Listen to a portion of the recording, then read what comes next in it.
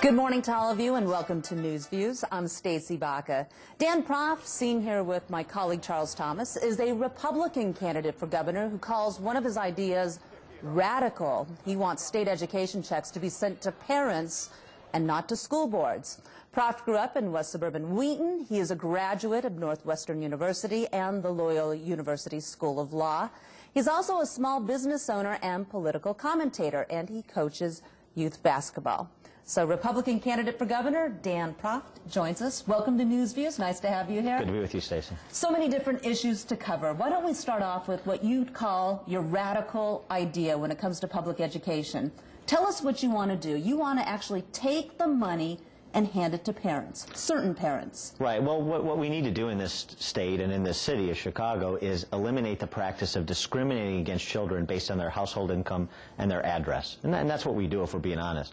We are relegating hundreds of thousands of children to second-class citizen status because they will never even have the opportunity to acquire the reading, writing, and critical thinking skills they need to compete in our global digital economy. So instead of funding centralized bureaucracies and teacher unions, what I have suggested is that any child who qualifies for the free or reduced federal school lunch program would receive an opportunity scholarship equal to the state's contribution to that child's education. That scholarship would be sent to the family to be used for educational expenses only, and the family could send their child to any school they want, public, private, parochial, charter, whatever. We have a system very similar to what I'm proposing in place actually right now that I know you're familiar with. It's called college. Because right at the collegiate level, right, your GI Bill, your Stafford loan, your Pell Grant, that is attached to you, the student. Schools compete for students. We have some of the best colleges and universities in the world in Illinois. We have some of the worst K-12 systems because they've been insulated from competition. When it comes to campaign contributions, you've actually mentioned that you will not be taking any money from organizations like teachers' unions. Why is it important to you to hold the line there? What's the point of doing that? Well, the teachers' unions, the IEA and the IFT, have become the grand defenders of the status quo in this state. They are responsible for the kind of educational systems we have. In the city of Chicago, a system with 400,000 children, half will graduate. Only 6 of every 100 CPS freshmen in school today will get a bachelor's degree by the time they're 25. Now, that is not just unacceptable, that is child abuse, and we need to call it out as such. And those folks that are in charge of these systems need to be held to account for what has happened on their watch. And you cannot take them on and also be on their dole. And frankly, this isn't even a Republican-Democrat thing. State Senator James Meeks, African-American Democrat from the South Side, recently returned money to the IEA and said, you know, I don't want your blood money. We're going to make sure that every child in this city and in this state has access to the kind of education that prepares them to be a successful, independent adult. And if you're going to stand in the way, then we're going to go through you and around you. All right. You have had a chance to talk to Senator Meeks. Has he endorsed you at all? No, he hasn't endorsed my candidacy, but we had a really great conversation because we have the same destination that we want to arrive at, which is providing the same choice to low-income families and their children that the more affluent and the more politically connected get in terms of accessing quality K-12 schools. Is education your #1 priority then? Well, I would say there's two. They're kind of two parallel tracks that I would embark upon on day one as governor. Okay, education's one. Education is key. What's you have to the other? get K-12 right. The other is our tax and spend policy.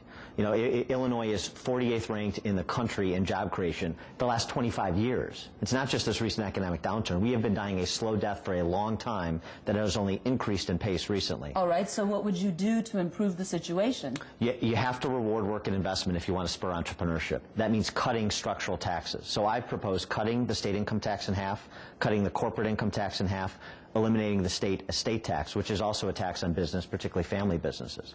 On the spending side, because the two are inextricably linked, if you want to impose a spending discipline on Springfield that they will never impose on themselves, you have to do it by law. Not one-time cuts, not relying on politicians' promises, statutory spending caps, free state spending at its current level, only allow for growth year over year equal to inflation plus population growth. That's it.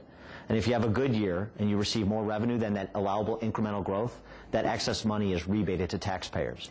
So you restrain the public sector from crowding out private sector investment, which is part of the problem in Illinois. So you're talking about a lot of different tax breaks here. Tax cuts. I mean, I'm talking about rewarding work and investment. And let me tell you something. The only time that tax cuts and statutory spending caps works is every time they're tried. All right. We are talking about an $11 billion deficit at this point. Right.